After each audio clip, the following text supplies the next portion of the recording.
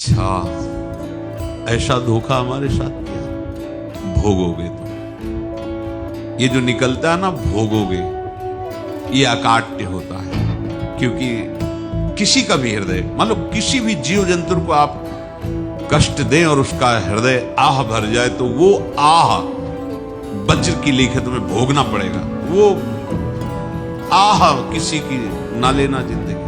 कोई ऐसा कोई आह भर करके कह दिया तुम समर्थ हो, हम तो कुछ कर नहीं सकते, वो अंदर से तो फिर तुम्हारी सामर्थ्य काम नहीं करेगी, मिट्टी में मिला देगी। ऐसा नहीं कि आप जो कर रहे हैं कोई देख नहीं रहा, कोई हिसाब किताब नहीं, जो कर रहे हैं अवश्य में भोक्तव्यम।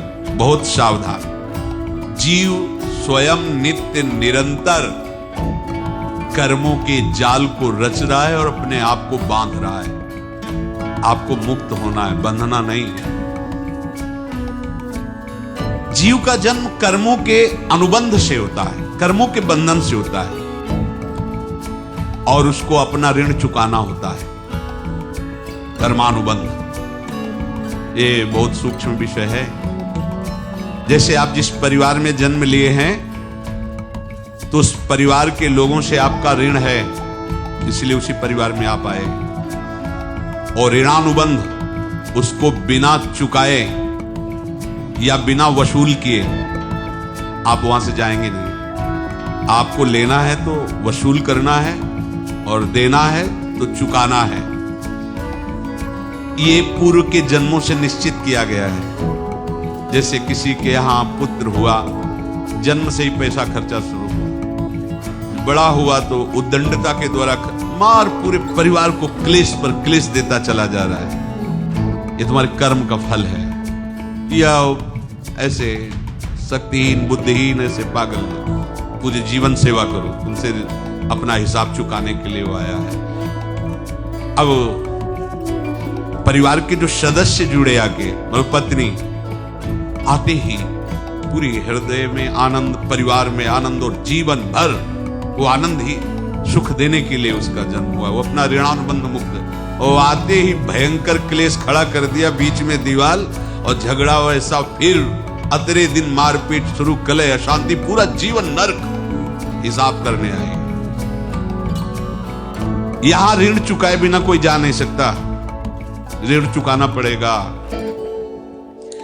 किसी का ऋण वसूल करना है तो किसी को ऋण चुकाना है, दोनों काम करने होते हैं। अनेक जन्मों में अनेक लोगों के साथ हमने जो बर्ताव किए हैं, अच्छे या बुरे, वो होंगे। अब किसी आदमी को हम जानते नहीं, अचानक मिला, अचानक टक्कर लगा और मार पीट गाली गुप्ता सब कर दिया, चुपचाप सह लो। क्यों?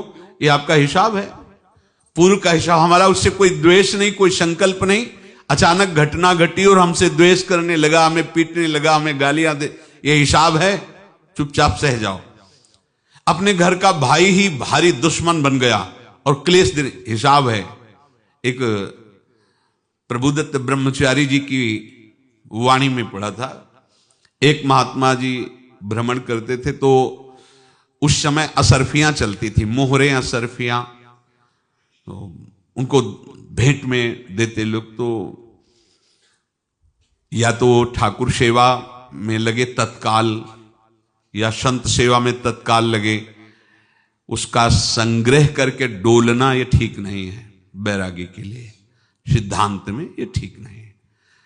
तो जब 2, 4, 6, 8 ऐसे मोहरे हुई, तो उन्होंने विचार किया कि और भ्रमण करके जब काफी मोहरे हो जाएंगी तो प्रयागराज में जब कुंभ पड़ता है, एक बार पूरे सब अखाड़े के संतों को, अलग अलग संप्रदाय सब संतों को बुलाएंगे और सबको पवाएंगे। अब साधु है तो यही विचार करेगा, और क्या विचार करेगा। तो उन्होंने ऐसे डंडा बनवाया, बेंत, जो ऊपर से चूड़ीदार और भीतर पोला, और मोहरे उसमें डालते गए। और भ्रमण, जहां जहां श्रद्धालु भगत सबके यहां जाना और इच्छा रखना कि एक मोहर तो दे दे दक्षिणा में। कामना कोई भी हो वो बांधती ही है, ध्यान रखना। इसीलिए प्रभु जो चाहे वो करे, अपनी चाह नहीं रखनी चाहिए, अपनी चाह प्रभु की चाह में मिला देनी चाहिए। धीरे धीरे वो छड़ी भर गई।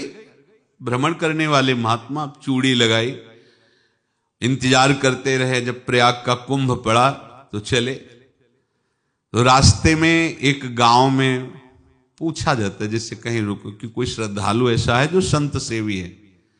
तो कुछ लोगों ने बताया, हाँ एक परिवार है बहुत संत सेवी है और आपको मिलाते हैं उनसे। हाँ ये महाराज घर में रुका,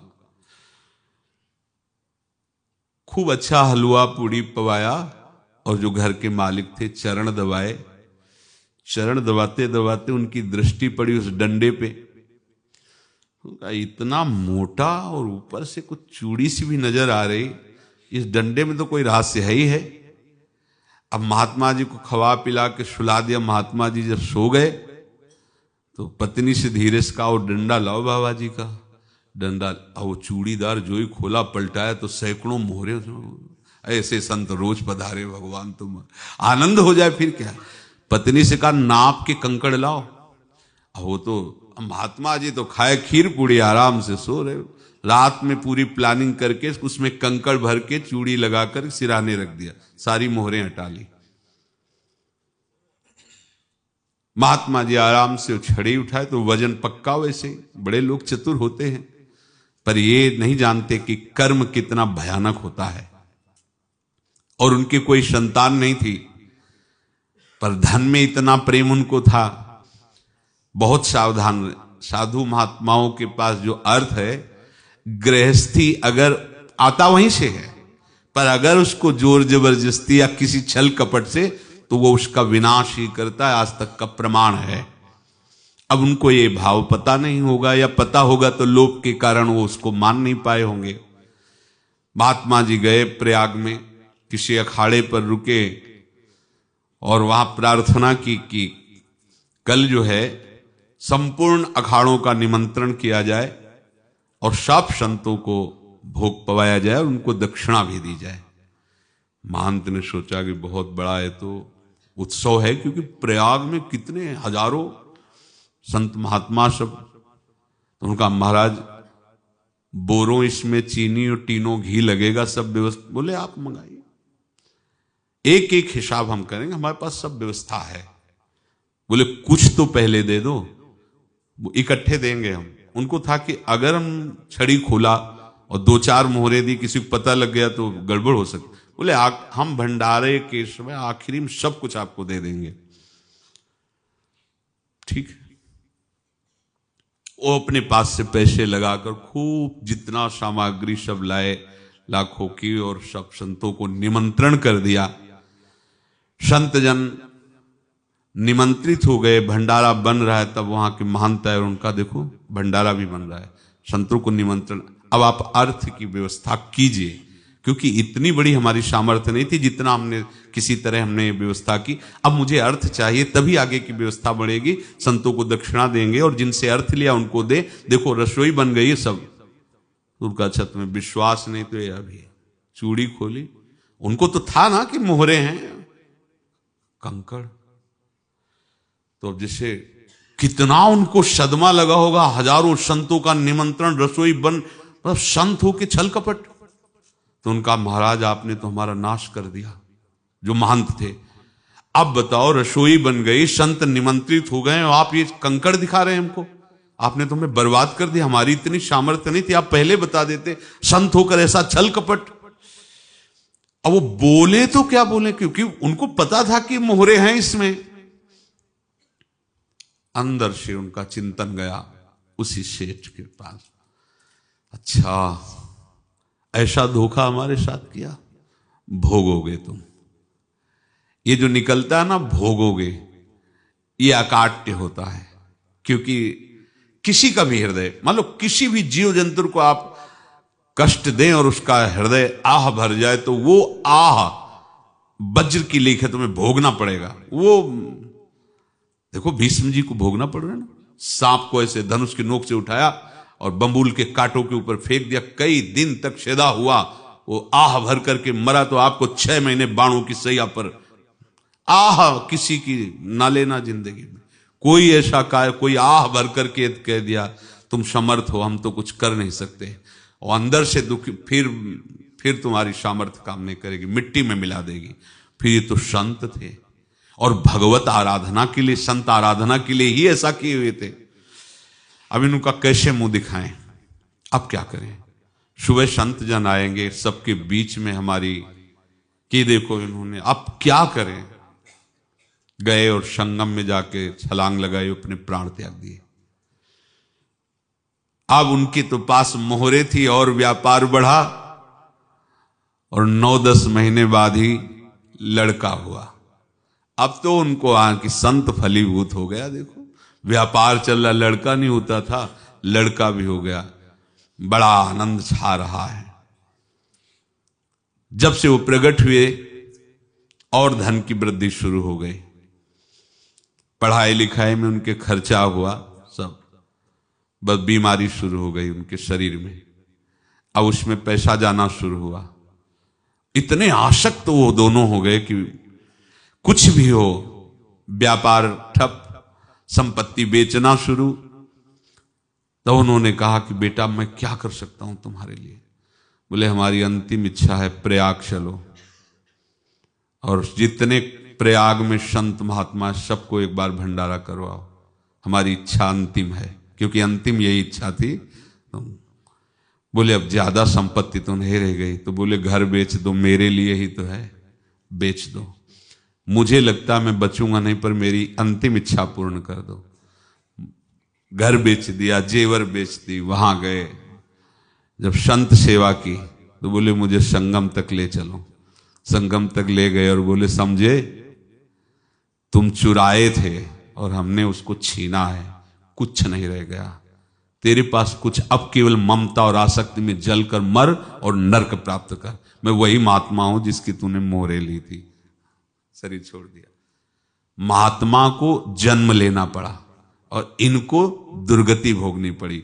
ऋणानुबंध होश में, ऐसा नहीं कि आप जो कर रहे हैं कोई देख नहीं रहा, कोई हिसाब किताब नहीं, जो कर रहे हैं अवश्य में भोक्तव्यम। बहुत सावधान।